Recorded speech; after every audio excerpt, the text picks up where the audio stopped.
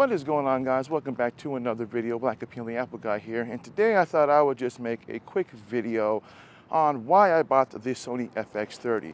So I do apologize, I just got off of work and I really want to make this video because we've been having some really good, nice, sunny days, and the last couple of weeks has been kind of rainy and crappy, so figured I'd get this video out outside in the nice sunshine. So I am shooting on my FX30. I am shooting this in S-Log on my 11mm f1.8, and I do have an ND filter on this. So I bought the FX30 because I wanted a camera that was more focused on video and not so much on photo. So for those of you that are new to my channel, I actually originally had the A6400, which is a hybrid camera, so it did both video and photos. And it was a great camera, and I love the camera, but I really wanted a camera that was kind of more video focused.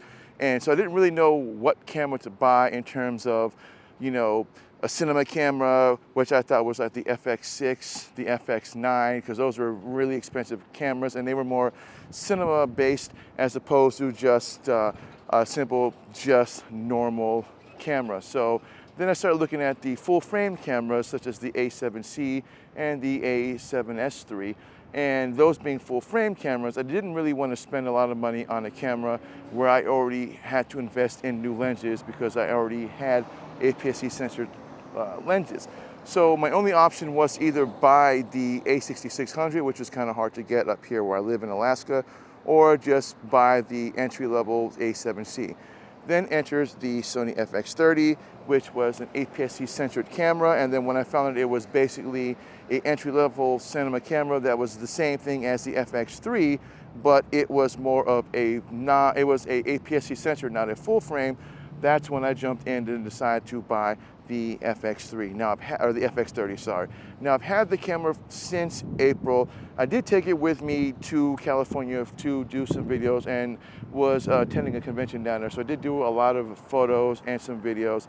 The camera is amazing. Now there are a lot of things on this camera that a lot of people probably won't need. And so I'm gonna really break them down right now. So the people that this camera would really be more best suited for is for those who are looking for a more video-centric camera. So if you're going into videography or cinematography, but you don't want to spend a lot of money on an FX3, then the FX30 would be the perfect camera for you because there are a lot of third-party lenses out there that are affordable that will give you some really good results. Otherwise, if you want something that does both video and photo, I'm going to tell you right now, the FX30 is not really the best camera for that. Now, it does do a good job of photos. It's got a 26 megapixel camera, but it's got a 26 megapixel sensor.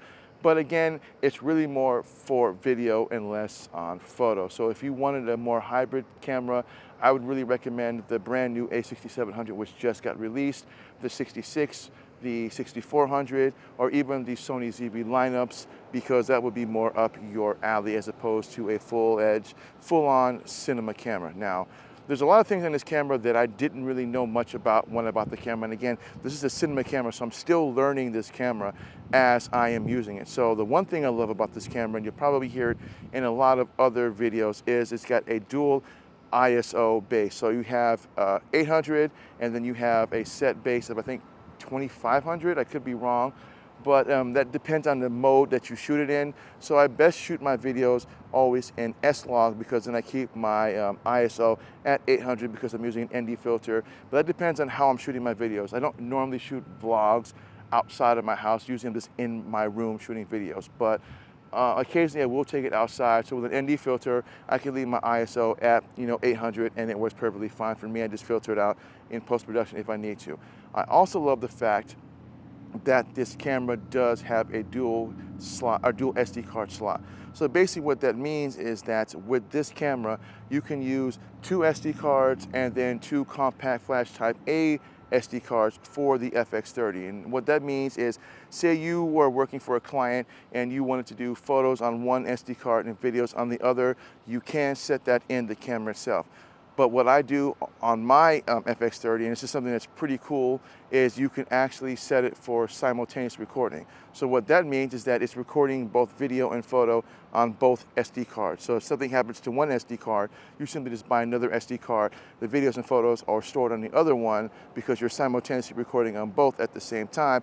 You don't ever have to worry about losing information. And this kind of drains out the storage equally, and that really depends on how you shoot your videos. Otherwise, there is and was, there is an update for the FX30. It is firmware 2.0, and what this basically allows you to do is it gives you a few more newer file formats for shooting on your FX30. So another cool feature I love about this camera also is the fact that you also have a built-in fan on this. So if you are doing any type of client work and you are, say, outside and it's hot or you're in a hot environment, it does have a built-in fan, so if it gets a little bit too warm, the fans will kick in and keeps the camera cool so that you can run your camera a little bit longer. It also has a no record limit feature on it, so that's always a plus when you can shoot for long periods of time and not have to worry about your battery dying. Otherwise, it also has USB-C charging, which means that you can charge this camera via USB-C with any power bank, and you can also plug this in to any cam or any PC, and you can simply just charge it that way also. It also gives you an included full HDMI input. So on pretty much most of the APS-C centered cameras, you only get a micro HDMI to HDMI. This gives you a full HDMI connection, so you can plug this into like a capture card or into your PC or into your desktop, and you can use it as a webcam. If you're using a Mac, you simply would just have to buy a camera adapter for that, and that's how that would work. That is pretty cool. It also has tons of customizational buttons that you can use for this camera. Right now I have my record button set with my shutter, so when I tap on the shutter button for this, I can record from that, or I can just simply use my Bluetooth remote, which is what I'm using now, to record video. And another thing that I love about this is you have a host of other different types of connections. So you have two types of audio connections. You have your 3.5mm plug-in for using like wireless mics or shotgun mics, which is what I'm using right now, the Rode Video Mic Go 2. And then you have a headphone jack. That way you can also monitor audio if you're out in the field doing any type of client work for people. Now again, as I said before, who's this camera really designed for? Well, that depends on what you're trying to go for. Again, I'm not a videographer or a cinematographer, but I wanted a camera that gave me more video and less photo. Now, like I said before, it can do photos very well, but I was really more interested in the video aspects of the camera. So if you're not into videography or cinematography, or you're not looking for a camera that's more video centric, then I would, like I recommended before, go for a hybrid camera because they'll still give you what you need.